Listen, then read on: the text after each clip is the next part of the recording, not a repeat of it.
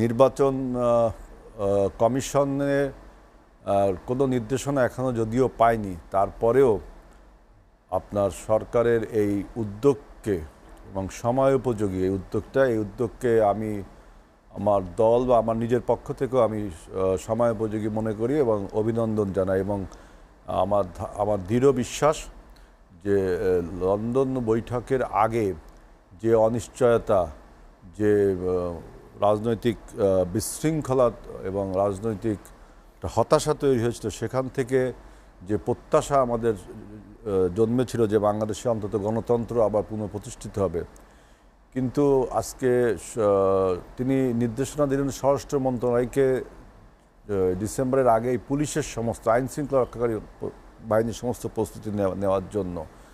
এখন গতকালকে দেখেছিলাম যে নির্বাচন কমিশন বলছে তিনি নিজেও ডেটটা জানেন না কবে। তা এখন আপনার আমি আশা করব যে খুব শীঘ্র নির্বাচন কমিশন, যদিও এখন শিডিউল ঘোষণা করার মতো সময় আসেনি, নির্বাচন ফেব্রুয়ারিতে হলে নভেম্বর ডিসেম্বরে। এটি কি লন্ডন বৈঠকের একটি ধারাবাহিক অগ্রগতি মনে করেন কিনা? লন্ডন বৈঠকটা তো ছিল যে রাজনৈতিক অনিশ্চয়তা তৈরি হয়েছিল, গণতন্ত্র প্রতিষ্ঠার যে বাধা তৈরি হয়েছিল, সেখান থেকে একটা পরিষ্কার ধারণা পাওয়া গেছে যে আমি সে সময় বলেছি যে লন্ডন বৈঠকটি ছিল জনগণের পক্ষ থেকে তারেক রহমান এবং সরকারের পক্ষ থেকে ডক্টর ইউনূসের বৈঠক ছিল। এটা বিএনপি ভার্সেস সরকারের বৈঠকটা আমি ওই অত ছোট ফ্রেমে দেখতে চাই না এটাকে। জনগণের প্রত্যাশার জায়গা থেকে একটা বৈঠক হয়েছিল সেখানে, এবং সরকারের ঐকান্তিক প্রচেষ্টার ফলে সেটা সম্ভব হয়েছিল। এবং তার ফলাফল হিসাবে আমরা দেখলাম যে স্বরাষ্ট্র মন্ত্রণালয়কে তিনি নির্দেশ দেন, এই নির্দেশটা যদি আপনার নির্বাচন কমিশন থেকে আসে তাহলে আরও হয়তো আমরা এটা সুনিশ্চিত হতে পারতাম। তারপরও সরকারের এই উদ্যোগকে আমি ব্যক্তিগতভাবে এবং দলীয়ভাবেও আমি স্বাগত জানাই যে একটা মানুষের কাছে একটা নিশ্চয়তা সৃষ্টি হয়েছে এবং আইন শৃঙ্খলা পরিস্থিতি, সামাজিক বিশৃঙ্খলা যেগুলো মানুষ অনুভব করছে তাদেরকেই প্রথম বলছে যে নির্বাচনকে সুষ্ঠু গ্রহণযোগ্য করবার জন্য যথেষ্ট প্রস্তুতি নেবার জন্য। এবং আপনার ভোটার তালিকায় যে একটা বিষয় আসছে যে 18 থেকে 22 বছর 33 বছর আলাদা ভোটার তালিকা এবং বুথ দুইটাই বলছে যে আলাদা ভোটার তালিকা এবং বুথ, এইটা নিয়ে কিছু কথা বলা যেতে পারে যে এটা আলাদা করার আসলে কি দরকার। একটা প্রয়োজন থাকতে পারে যে আমাদের এই বয়সের ছেলেরা যেহেতু আগে কখনো ভোটের সম্মুখীন হয়নি, কোনো অভিজ্ঞতা নেই ভোট দেওয়ার, তাদেরকে আলাদা করে দেওয়ার ফলে এইটা নিয়ে আলোচনা হতে পারে দাদা এটা কি দেওয়া ঠিক হচ্ছে না, আমাদের আগের যে নিয়ম ছিল যে সবাই একত্রেই ভোট দেই, আর এইটা আলাদা ভোটার তালিকা আলাদা বুথ, এইটা অবশ্য রাজনৈতিক নেতৃবৃন্দ সামনে আলোচনা করে ঠিক করবে। শঙ্কা সংশয় যেটি ছিল সংশয় কিন্তু আপনার নির্বাচন না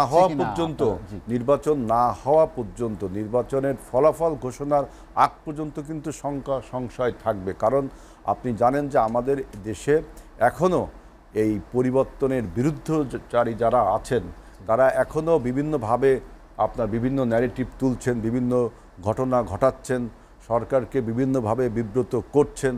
আর রাজনৈতিক অঙ্গনে কখনো পরিষ্কার ধারণা এভাবে বলা যায় না। তবে সরকারের যে ইনিশিয়েটিভটা আমরা দেখলাম আংশিক হলেও ভালো লাগলো যে স্বরাষ্ট্র মন্ত্রণালয়কে বা স্বরাষ্ট্র বিভাগকে আপনার উদ্যোগ দিতে বলেছেন।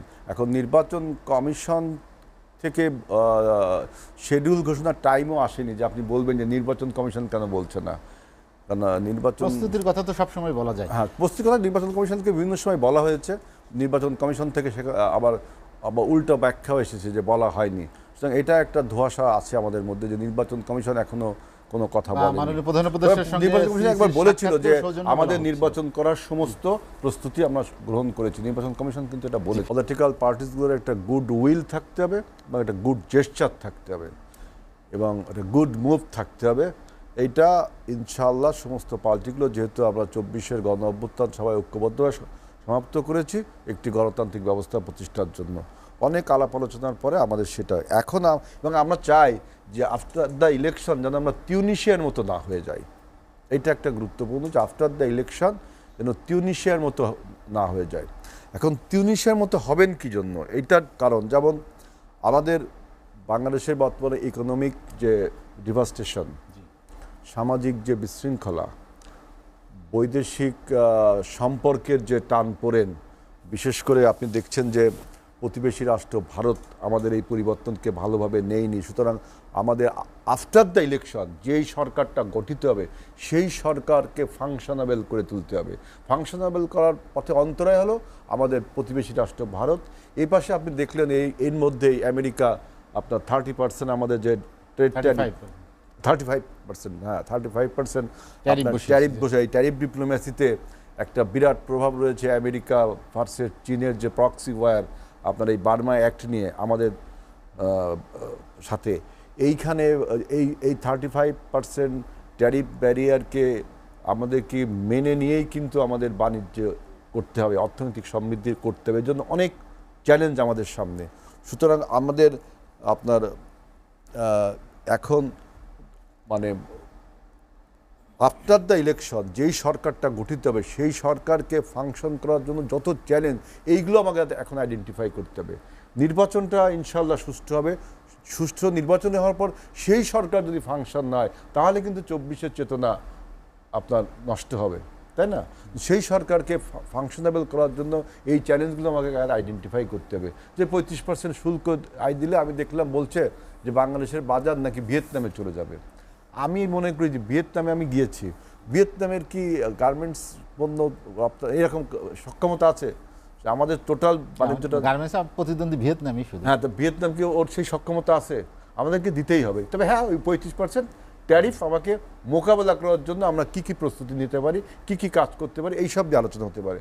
এই যে আপনি যে ট্যারিফ যেটা দিল, এইটা কি আমরা যে চীনের প্রতি ঝুঁকে পড়লাম, তাই না? চীনের প্রতি একটু ঝুঁকে পড়লো না বাংলাদেশ? এটা আমেরিকা কিভাবে নিচ্ছে সেটাও তো আমাকে কমবেট করতে হবে। এইসব বিষয় নিয়ে যদি আমরা এখন আলোচনা করতে পারি এবং তার ভবিষ্যতে বাংলাদেশটা ভালো হবে। আপনি যদি এখনই আপনারা আমাদের তো 24-এর গণঅভ্যুত্থানের পরে যে সরকারটা হবে, নির্বাচনে হবে, না শুধু তার না, এটা সবার মিলে দেশপ্রেমিক। ওই যে ইয়াসিন বললো না যে মানুষ ভোট দেবে না চাঁদাবাজদের, ভোট দেবে না অমুকদের তমুকদের। আমি কিন্তু এত সংকীর্ণ অর্থে মনে করি না। মানুষ ভোট দেয় না দেশদ্রোহীদের, দেশপ্রেমিকদের মানুষ ভোট দেয়। যারা দেশদ্রোহী করে তাদেরকে মানুষ ভোট দেয় না, পছন্দও করে না। একজন দেশদ্রোহী সে যতই সৎ জীবন যাপন করুক মানুষ তাকে ভোট দেয় না। একজন দেশপ্রেমিক তাকে কিন্তু মানুষ ভোট দেয়। তাই বলে সেই দেশপ্রেমিক যদি আপনার ওই যে দস্যুতা করে, রাহাজানি করে, তাকে মানুষ পছন্দ করে না। কিন্তু মানুষ, আমি দেখলাম আমার এই অভিজ্ঞতা থেকে বললাম, মানুষ দেশপ্রেমিকদের প্রতি বেশি আকর্ষিত হয় এই সমর্থন দানের ব্যাপারে। সুতরাং আগামী দিনের চ্যালেঞ্জটা ভারত আমাদের জন্য একটা বিরাট হুমকি কিন্তু, কারণ ভারতের সেই পুতুল চলে গেছে। এখন ভারত আপনার ম্যানুফ্যাকচার্ড কোনো গভর্নমেন্ট এটা আসছে না, তাই না? এটা একটা দেশীয় গভর্নমেন্ট হচ্ছে। সেই গভর্নমেন্টকে এই বিদেশি যে প্রতিবন্ধকতা, আমেরিকার একটা প্রতিবন্ধকতা, ভারতের একটা প্রতিবন্ধকতা, বার্মার সাথে আমাদের সমস্যা রয়েছে যে রোহিঙ্গা সমস্যা, এরপরে আমাদের অর্থনৈতিক যে ডিভাস্টেশন, সবগুলোকে আপগ্রেড করার জন্য আমি মনে করি যে এইগুলো কিন্তু 24-এ নষ্ট।